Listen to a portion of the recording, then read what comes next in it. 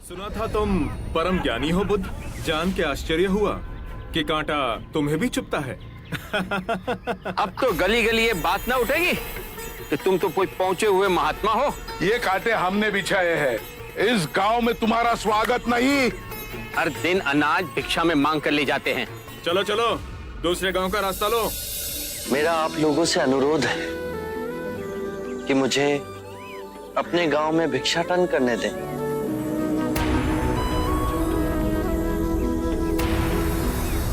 ठीक है, भिक्षा चाहिए तो दे अपने रक्त की आहुति।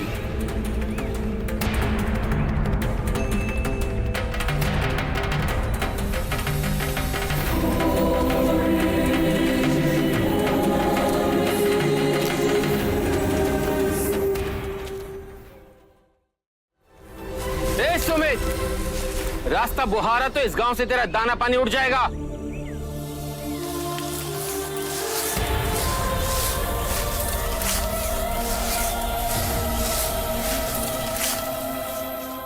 आप गांव में प्रवेश कीजिए। इन मुट्ठी भर लोगों से कई अधिक लोग आपको भिक्षा देने के लिए आतुर हैं।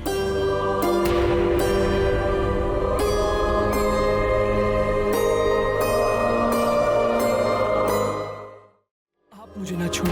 हाँ, नहीं तो मेरी छाया भी पड़ी आप दूषित हो जाएंगे। क्यों दूषित हो जाऊंगा मैं? तुम भी हम सभी की तरह मनुष्य ही हो, और एक मनुष्य का स्पर्श दूसरे मनुष्य को कैसे दूषित कर सकता है? केवल लालच, घृणा, मोह, तृष्णा, भ्रम ही मनुष्य को दूषित करते हैं। और तुम जैसा मनुष्य जिसमें इतना प्यार भरा हो, वो केवल दूसरों को सुख ही दे सकता है, दुख नहीं। कैसे महात्मा हो तुम? तुम्हें तो जाति वर्ण का ज्ञान भी नहीं है। चोला पहने कोई सन्यासी नहीं होता। अरे पाखंडी हो तुम, पाखंडी। जो मानव से उसकी मानवता को छीनता है, पाखंडी वो होता है। यदि मुझे पाखंडी कहे आप सभी को संतोष मिलता है तो ये उचित है, परंतु इस मनुष्य में भी हमारी तरह प्राण बसे। इसे नीचा कहे, इसका तिरस्कार करना सबसे बड़ा पाखंड है। यदि जानते नहीं हो तो मैं बता दूं, ये धर्मशास्त्र है। पाखंड कैसे हुआ? जिस मिट्टी से सारी मानवता का सृजन हुआ, उसी से इसका भी हुआ। मानव और मानव में भेद कर आप सृजनकर्ता पर कीचड़ उछाल रहे हैं। यदि हम आकाश में कीचड़ उछालेंगे तो आकाश तो ऊंचा ही रहेगा, परंतु कीचड़ वापस हमारे ऊपर ही गिरेगा। आकाश ने तो भेद नहीं किया, वो हम सभी को एक पिता समान ढके हुए है। ये धरती धान उपजती है, इसने हमारे साथ भेदभाव नहीं किया। ये हवा हम सभी के लिए समान बहती है। पानी हर प्यासे की तृष्णा को बुझाता है। जब प्रकृति भेदभाव नहीं करती तो हम मनुष्य में भेदभाव क्यों करते हैं? यदि ऐसा है तो इसे संघ में भिक्षु क्यों नहीं बनाते? बहुत अच्छा सुझाव दिया आपने। सुनीत, क्या तुम भिक्षु बनना चाहोगे? मैं अछूत, आप जैसे महात्मा का भिक्षु मैं इस योग्य नहीं हूं। जो मनुष्य दूसरे मनुष्य की पीड़ा को देख व्यथित हो जाए, उससे उत्तम कोई दूसरा नहीं।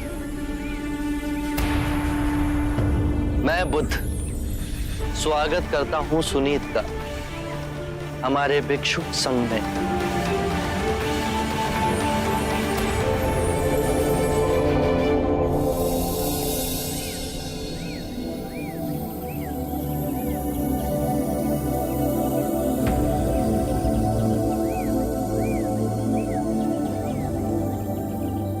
सारा जीवन किसी ने दया के दो शब्द ना कहे मुझसे, और आज इतनी करुणा बरसी है। पहली बार ऐसा लग रहा है कि मैं भी मनुष्य हूं,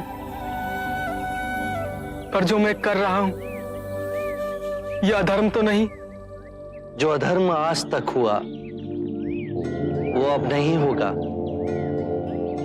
हर मनुष्य में चेतना का द्वार है, बस उसे ही अपनी संभावना को पाना है, अपनी गरिमा पे पुनः लौटना है। मेरा मार्ग प्रेम का है, तो वहां सबका सत्कार है। गंगा, यमुना, ऐरावती, सरयू, माही, ये सब नदियां हैं और ये सब अंत में वह सागर में मिल जाती हैं। वहां उनका ना भेद होता है ना ही नाम।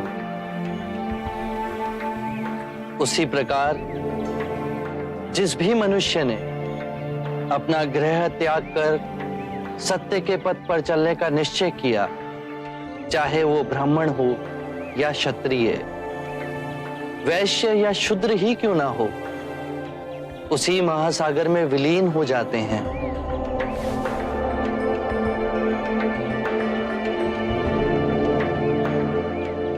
हर मनुष्य के अश्रुओं में नमक होता है, उसके लहू का रंग लाल होता है। ये भेद मनुष्य ने मनुष्य को उत्प्रेरित करने के लिए बनाए। आज मैं इन भेदों को काटता हूं। आज सुनीत को दीक्षा देना क्रांतिकारी होगा।